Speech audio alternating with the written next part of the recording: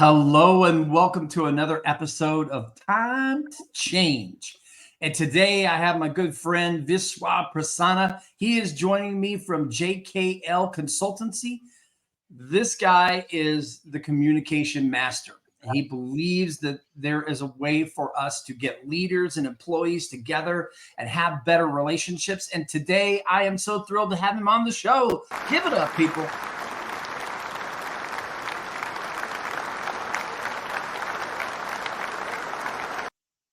We did have a whole Michael Buffer thing planned out, but we're going to save you. We're going to save you from it. I was ready. I had the voice done.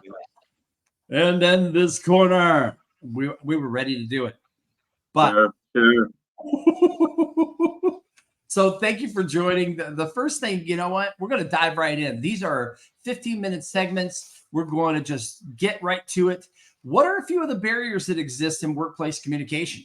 Of course, there's cultural ones, there's perceptual ones, power ones, internal ones.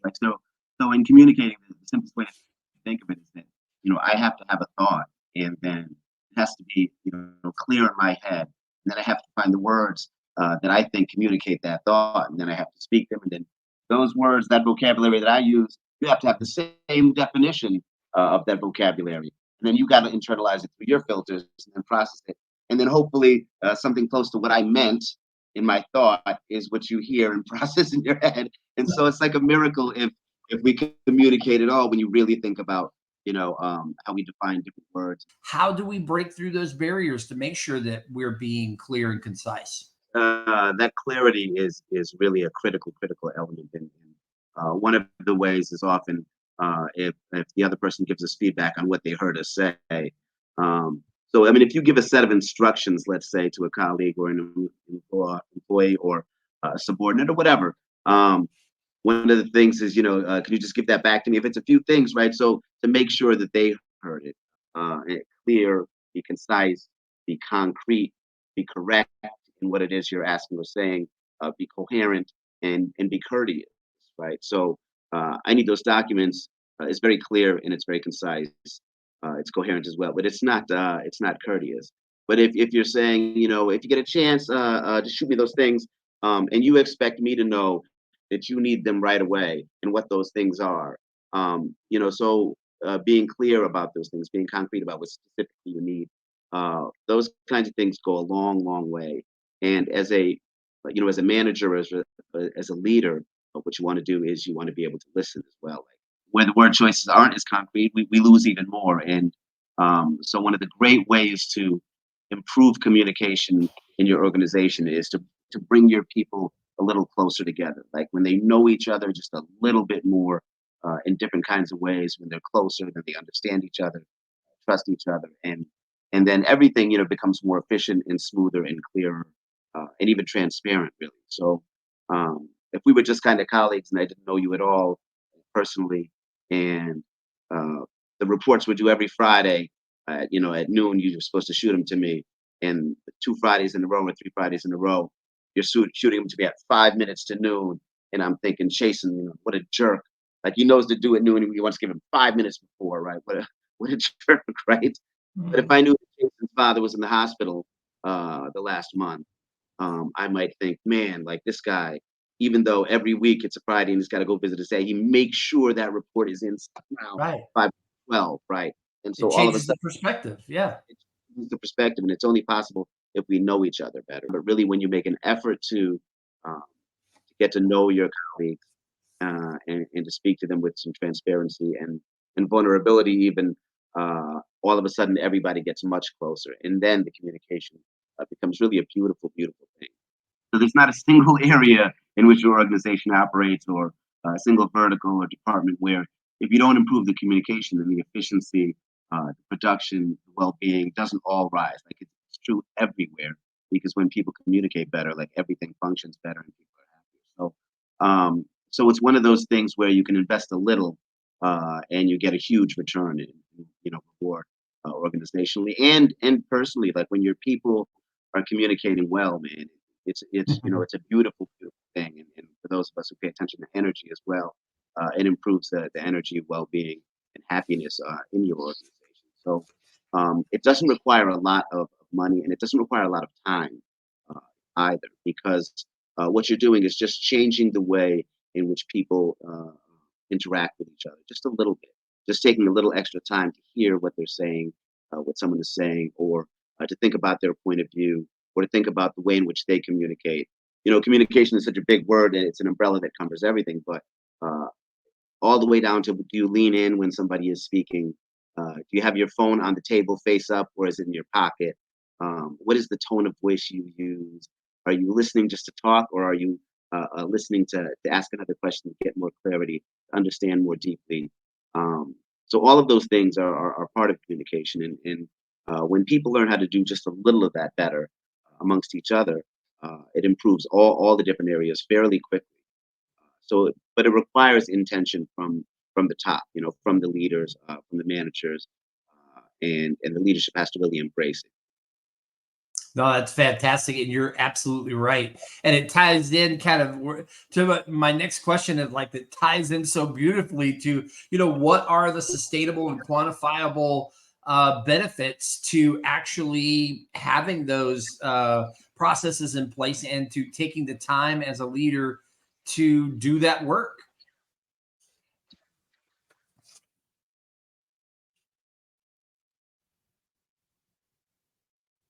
Nope, you froze.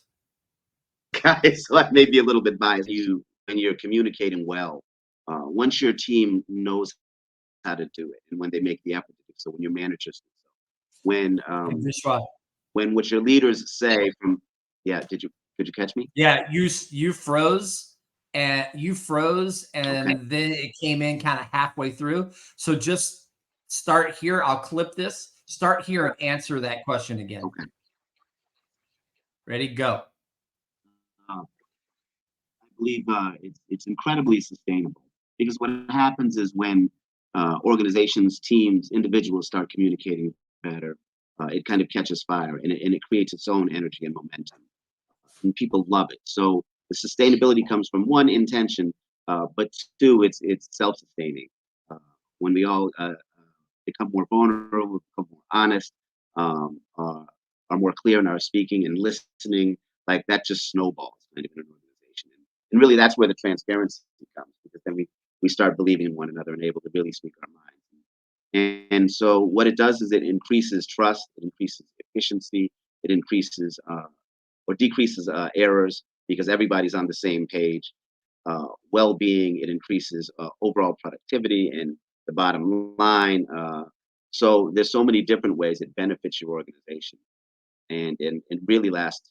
As long as you continue to make the effort, as long as it's a priority.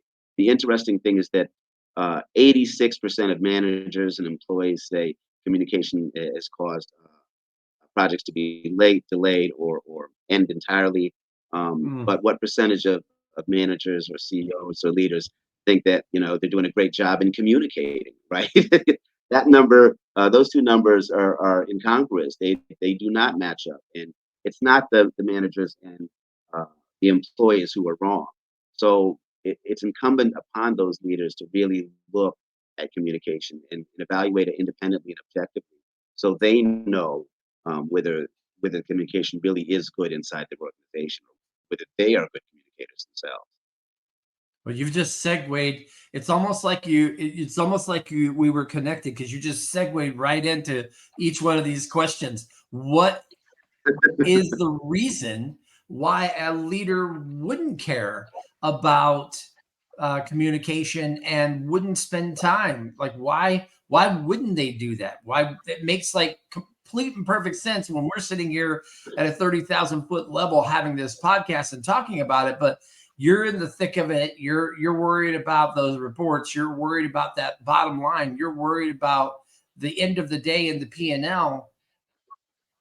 But the way to get through to that P&L and to make your company more profitable is to make sure that your team is engaged and communicating and feels safe and can fail forward. So, but why in the world would a leader not want to choose this, or maybe limited in their thinking to not want to communicate and engage more?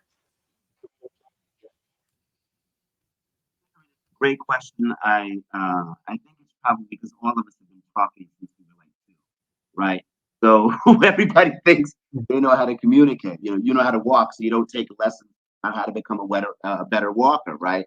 And Yeah. it's the same thing with communication with a lot of people. And it's certainly as you rise higher up in the ranks, you would just naturally believe that you're a good communicator because you've been um, going up higher and higher. And so when you get to the top, there's a presumption that, and who's going to tell you you're not a good communicator?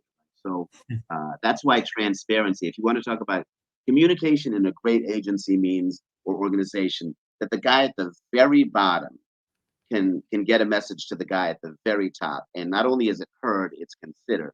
And if he has a better way or she has a better way down here, then the person up top understands that message and changes, the way things are done. And that's because it's transparent and there is not this there's more vertical communication. There is, horizontal. Leaders have to be willing to really look themselves in the eye and really, bring somebody in. It's not very complicated. Find out whether or not your people think. Give a blind survey. You don't even got to bring in anybody special. Send out a blind survey and just ask, what do you think our level of communication is? Rate it on a percentage level, and you'll see what you get back, and that'll tell you like you can do better. That's all. I remember hearing Kim Scott, the author of Radical Candor, and I love the book, but I remember her speaking. I've gotten to hear her speak not only live and in person, but watching her TED Talks, etc. And one of the things that I loved was that she talks about her failing forward and how someone in her organization, when she was in the corporate world, took her aside, and she's all happy with, everybody's acting like she just did a great job in this most recent presentation and whatnot. And the thing that made it stand out for her is that she had someone pull her aside and say, I want you to go seek a coach to help you with speaking and this presentation, because here are the things that you didn't do and how you communicated, and here's how it was perceived. No one's going to tell you that unless they care about you as a human being and they want you to grow and they see that potential inside of you to do that.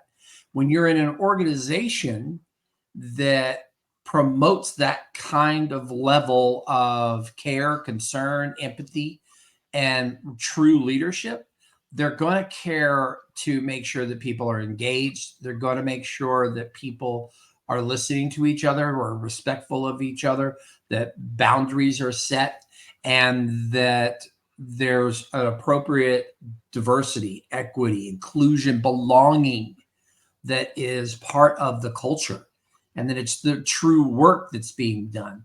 We have been on the Time to Change podcast with Viswa Prasanna. Thank you so much. I appreciate it. Give it up one last time. Thank you very much. Thank you very much. It's been a pleasure, Chason, as always.